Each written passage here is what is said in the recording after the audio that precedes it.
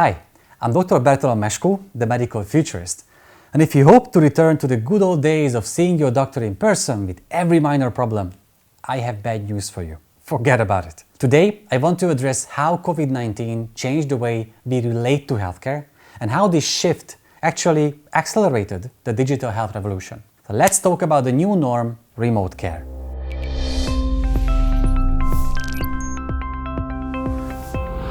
Before COVID-19 hit, regulatory concerns, patient privacy, and the question of how to compensate doctors all stood in the way of remote care going mainstream, even though all the technology needed has been here for a while. It was 5 in the morning and my son was sick. I didn't know what was wrong, so I called Telehealth Ontario. Access to registered nurses you can call 24 hours a day, 7 days a week who can help with any health-related question. Anywhere. Anywhere. Even a full century ago, people were dreaming about remote care. At the dawn of the radio age in 1925, Hugo Gernsback, a German technologist, invented the concept of the teledoctyl that would allow doctors to not only see their patients through a view screen, but also touch them from miles away with a spiderly robot arm sting. As Gernsback explained it, the device would have made it possible to feel at a distance. It's futuristic even by today's standards, right? In 1989, the life of a heart patient who had stopped breathing was saved through the use of a device that delivered an electric shock over a telephone. And today, we already have the technology to provide live interaction with remotely based doctors and equipment for ambulance teams on the field or en route to the hospital. So, when COVID-19 disrupted entire healthcare systems, medical professionals had only two choices. One, providing care remotely, or two, not providing care at all. The pandemic forced health networks to rehash their telemedicine concepts. Not only that, in order to protect medical professionals from the exposure to infections, the need for remote technologies skyrocketed. If you needed to go to your physician over the past few weeks, first you had to call in and describe your symptoms. And isn't this the first step of remote care? But hospitals and governments went way beyond that. Take the case of Catalonia. This Spanish region has always been one of the frontrunners of digital health technologies. Here, health information has been handled electronically since the 1990s. They integrated data from mobile apps and devices into their digital health platform years ago. And although Spain was one of the hardest hit countries during the pandemic, Catalonia was able to act fast. To put it in numbers, in January of 2020, there were 18,000 teleconsultations in the region. By April, it was near 100,000. At the same time, face-to-face consultations went from 150,000 all the way down to 22,000. They were ready not just technologically, but more importantly, they were ready due to their medical education. By the time COVID-19 hit, they already embraced digital health.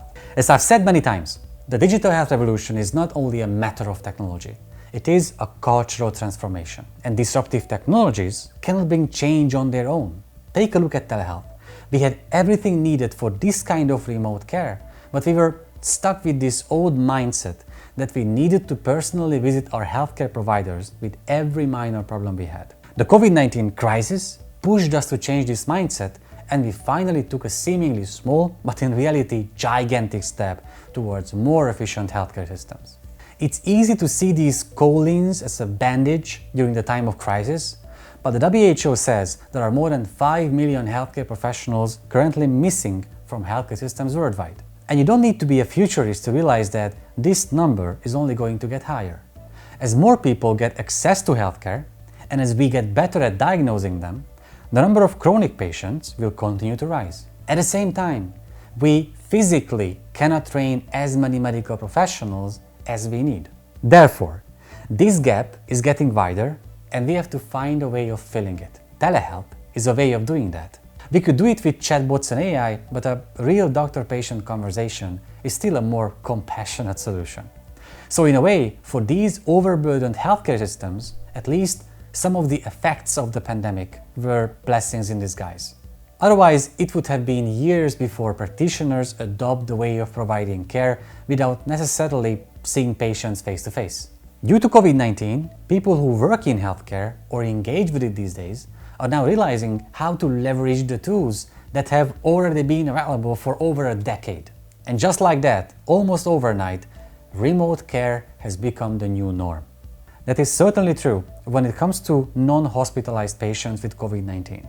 Remote care alleviated a lot of hospital space, as most of the COVID-19 positive patients were able to be discharged to self-isolation and were followed up through a secure online platform. Honestly, the only question is, why haven't we used all this before? But even health experts were surprised when they saw the gigantic surge in the numbers of telehealth usage. In 2019, only 1 in 10 patients used telehealth options in the US. In 2020, some providers reported a 650% growth, and overall satisfaction rate was close to 90% too. And by now, remote care feels just like remote work does, a no-brainer. But the pandemic didn't just fasten up the digital health revolution, it's actually making its core promise a reality. Telemedicine is the first step of seeing how schools return and to shift the point of care from the hospitals back to wherever the patients are. And even in the case of drug delivery, there is a tangible shift in how we approach it. For example, during a pandemic, high-danger demographics shouldn't have to go to drugstores, where they are even more likely to be exposed to sick people. And in Florida, there is a digital health solution for that too. It was supposed to be the pharmacy of the future. But now, because of the coronavirus, it's speeding up the process. CVS and UPS are teaming up to deliver prescriptions by drone to one of the largest retirement communities here in Florida. In tonight's cover story, ABC's Will Reeve is getting us more on how that would work. To keep that Florida retirement community safe, drones will deliver drugs from a nearby CVS store to a safe pickup location. And it will all come back around as it further alleviates overburdened hospitals. It's only sad that we needed a crisis like this to re-examine the efficiency of our healthcare systems, but at least we are finally seeing the digital health revolution being embraced. And a bunch of other technologies support what telehealth promises too. Electronic prescriptions came hand in hand with teleconsultations, which allows your GP to send your prescriptions electronically from their computer to your chosen pharmacy. Since more and more people have smartphones with 4G and 5G connections, we're able to get on a high-quality video chat with our doctors. We also have medical chatbots to help us if, for example, we have a panic attack but nobody to talk to. We also have portable diagnostic devices that doctors can take to you, so you don't have to commute to a hospital for a simple ultrasound test. Not to mention the hundreds of medical apps that can leverage the data of your health records and wearables. And those who have health sensors can check their vital signs on a regular basis. That's why Amazon partnered with AARP to present the new Amazon Echo Silver, the only smart speaker device designed specifically to be used by the greatest generation. It's super loud and responds to any name even remotely close to Alexa. As of now, it's not yet known how the pandemic will end, but what is certain is that masks, social distancing, and a general fear will most likely remain with us for quite a while. We will also be less willing to go to the hospital or to see our GP personally, probably for years to come. But in the meantime, more and more people will have experiences with telemedicine solutions and will stick to it. After all, it's fast, efficient, and everything you need for it is in your pocket. There is no doubt that even though it was the pandemic that proved the value of remote care, in the long run, it will also demonstrate its effectiveness for managing chronic conditions, follow-up visits after surgeries, or to discuss diagnostic results in general.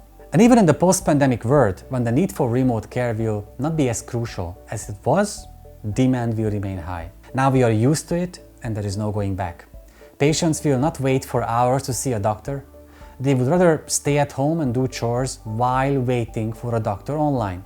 And they won't travel to a point of care if it's in their pockets.